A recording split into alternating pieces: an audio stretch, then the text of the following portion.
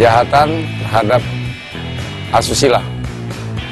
Nah, itu sebetulnya kalau kita lihat itu penyakit, mempertontonkan, memperlihatkan kepada orang lain alat kelamin kita. Nah, itu contoh-contoh penyakit yang jelas berobat, pergi berobat. Itu tidak patut untuk dicontoh.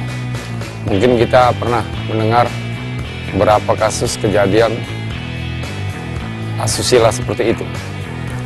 Bahkan di Palembang pun sudah pernah terjadi kejadian seperti itu. Jadi untuk masyarakat Palembang yang mengetahui atau melihat, segera laporkan kepada kepolisian setempat, karena itu suatu penyakit. Untuk keluarga pelaku bisa untuk dibawa ke psikiater atau rumah sakit terdekat, karena kita melihat itu mungkin kejiwaan sudah terganggu. Jadi sekali lagi untuk masyarakat agar tetap berhati-hati, kalau melihat kejadian seperti itu, laporkan kepada kepolisian setempat atau aparat setempat yang ada dekat situ. Jangan sirunian, kaget pesta sikil, nangis, salam air gondrong.